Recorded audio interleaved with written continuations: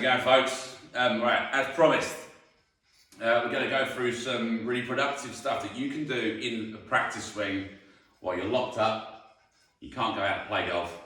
We're still going to get productive. So you've got an opportunity now to make some really good improvements to your golf swing. Now I'm going to be speaking in fairly generic terms, and I'm going to go into a fair amount of detail so that you can have, this could essentially work out as being maybe like a bit of an exercise for building a decent backswing.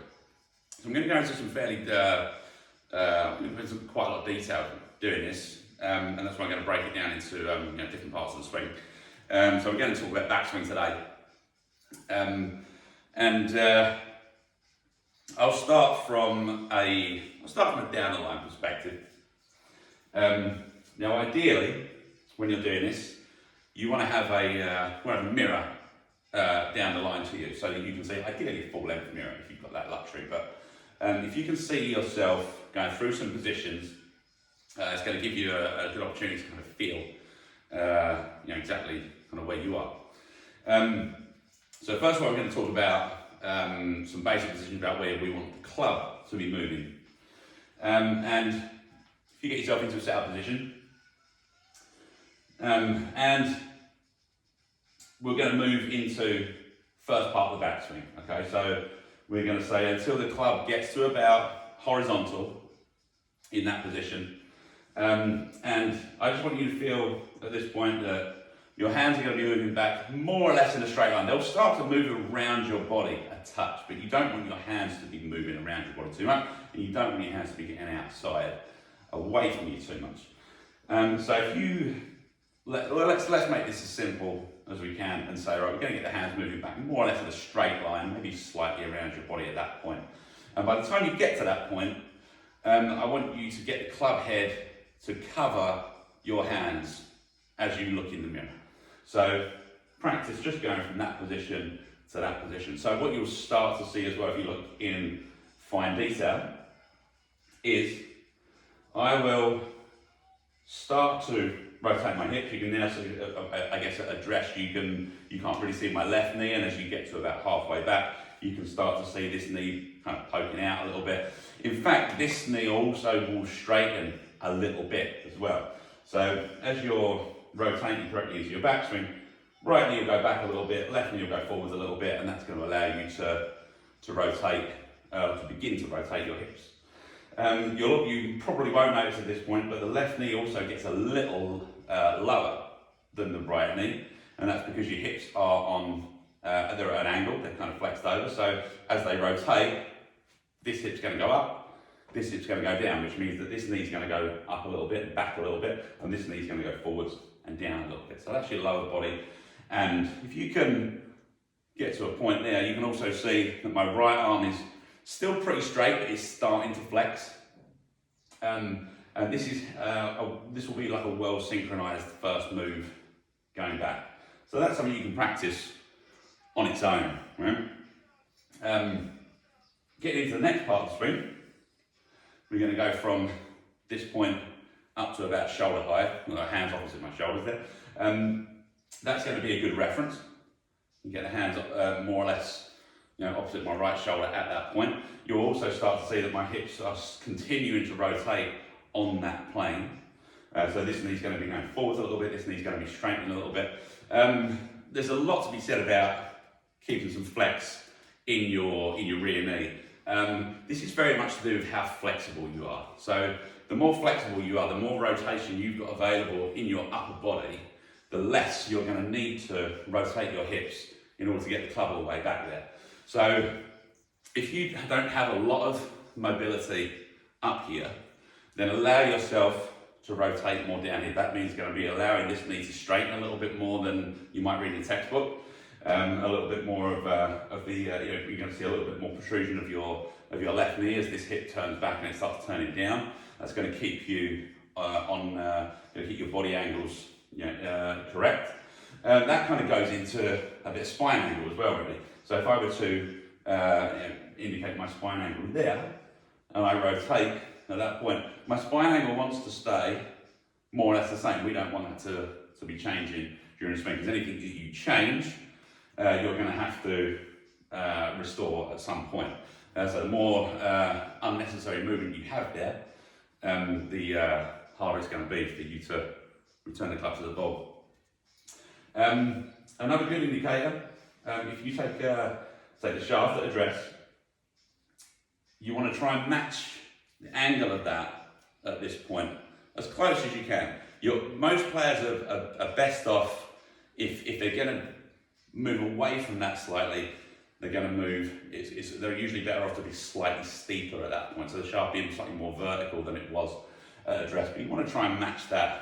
Like I said, in the most generic terms possible, you want to try and match that as close as possible. So from this position to this position, the hands are going to go up opposite the right shoulder, as you'll see in the mirror, and the club is going to be more or less parallel with that angle that we set up at address. Going that little bit further is just a pure continuation of that. So from that position, we're just going to finish our body turn, and the hands are going to be travelling on that pretty much that same line up. They're going to end up slightly behind your rear shoulder there, your right shoulder if you're right-handed, and the golf club itself should ideally be still more or less parallel with what you set up. As I say, most players do tend to play better if they're going to be more that way or that way. They usually play better from a slightly what we call a across the line position, which is more that way, which essentially would have the shaft in a slightly more vertical position than what you set up, because it does allow the club to shallow and swing back down on the inside as it's coming down, which is something that that most average golfers struggle with. To look at it from face on, going back to that first move back, you'll see that even though this knee might be straightening a little bit and this knee might be flexing a little bit, the angles are pretty much stay the same. So I'm not sliding this way, I'm not turning this way. I'm keeping from the face on view. My right leg actually seems to be fairly straight, even though it's bending and straightening, and that allows you to initiate the proper rotation of your lower body. You'll also notice that my head doesn't move laterally either. A little bit of a misconception of the weight shift in the backswing, when we have this impression that we should get our weight over to the right side and then our weight over to the left side. That's not necessarily what happens. The force of your backswing, the force of the movement of the golf club, moving this way, and then the subsequent mass of your body, so when you're in this position, that brings the weight to the right side. So if you notice, if I make a backswing, if you look at my right leg and my head position, just make sure I don't take out the TV here, my leg position doesn't move this way, it doesn't move this way, it pretty much stays where it is, and my head also pretty much stays in the middle, and that will give you enough pressure shift to the right, because if you go too far, it becomes really difficult then to get back. So as far as body movement goes, let's try and keep this, you're going to allow it to strain a little bit as you turn, but you're not going to allow it to sway either way. And then you can kind of, as you're doing that, and you can do this as slowly as you like, start to rotate all the way to the top of the backswing. Two more things from this view. Wrist hinge and the flex in your rear arm, in your right arm for right-handed golfer. We get loads of people asking, when should you hinge your wrist? And again, some players do better hinging the wrist early, some players do better hinging the wrist late. Usually, if you have too much of a load on the way down, you get it too narrow. It's probably more of a good player to take a long hitter's mistake for sure. Generally, if that's a problem, if they're hinging too late, the momentum from having a late hinge, it gives them more chance to load the shaft and overload the shaft, so they've got too much to let go at the bottom there. So those players tend to do better, and I'm generalising, but most of those players tend to do better when they hinge a bit earlier.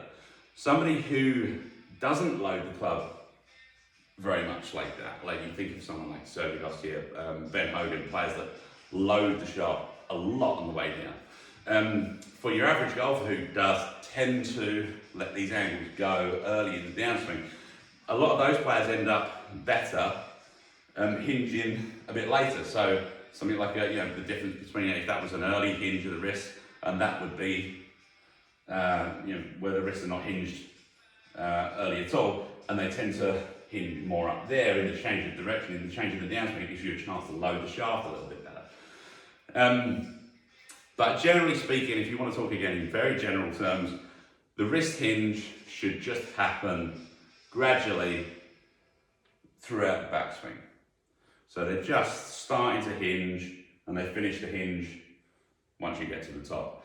The right arm, right elbow specifically, this is something that's also a little bit of a misunderstood point, and people are trying to tuck this in all the time, and you see players like, I think Tiger made it cool really when he was practicing with the glove or the head cover, whatever, under his arm and keeping this tight, because Tiger in his younger days was so flexible. I mean, he got so much range of motion there, and he really needed to tighten that up. Most of you don't need to tighten up. Most of you need to generate more speed and more flexibility. And what you'll notice is that if you allow your right elbow actually to separate from your body a little bit, and I'm going maybe on a slightly, maybe a 45-degree angle here. If you let your right elbow separate from your body, it's going to be much easier for you to get good range of motion in the golf club, so you're much more likely to get a much wide arc without having to create a huge turn and hence be incredibly flexible to do it. So definitely allow your right elbow to separate from your body enough so that you can get the club all the way back without having to create like a huge turn. So I mean, you'll be able to feel the difference if you let the elbow separate from the body like that versus you try and keep it tucked in. You'll feel how much more restricted that is and how much more flexibility you would need in order to get the range of motion in your backswing required there. So, and again, in very general terms, at the address, your both arms are going to be fairly straight, fairly relaxed, but fairly straight. And at the top of your backswing, you're going to have about a 90-degree bend in the arm there. So if you can, as you progress into the backswing, gradually allow, again, there's not a point that this happens, it's a gradual flex of that rear arm. And if you keep that at that 90 degrees and you don't go more than that, or less than that I should say, you will generate all the width in your swing that you need. And that then brings me on to the left arm. People talk about keeping the left arm straight all the time. If you make sure that you don't overbend the right, you have to keep this arm pretty straight, because otherwise you can't reach it. Okay, so if I go like this and I overflex my right arm, this then has an opportunity to start bending. But if I can keep this more extended to the point where I've only got about 90 degrees of flex there, I'm going to, by default, have more of a stretched out left arm. And also, because I'm not trying to keep it straight, there's less tension in there. If you've got tension, say through the tricep, through the rear delt, and you keeping that on the way down, you're going to be much more prone to things like repetitive strain injuries, like golfer's elbow, tennis elbow, because if you've got tension through the elbow, forcing this arm straight, and then you're hitting the ground, it's a little bit like if you've ever jumped and landed with your legs completely straight, and how jarring that can be through your knees. It's kind of the same thing. So if you keep an eye on the amount of flex that you're in this arm, only about 90 degrees, say, you're going to have plenty of range of motion and a plenty straight lead arm as well. So there's some main keys that you can use to practice different areas in your backswing at home. You can do this as slowly as you need to. I encourage you to do it as slowly as you need to, and then as you improve, you can gradually speed it up gradually, to the point where you eventually be able to make a real sort of fluid, technically sound backswing that you can then go and use when all this is over. So that's a little backswing Masterclass. If you like it, or you want to see anything else, drop us a little comment, in the comments, or give us a little message. See if you if there's anything that you would like to see, and enjoy. Speak soon.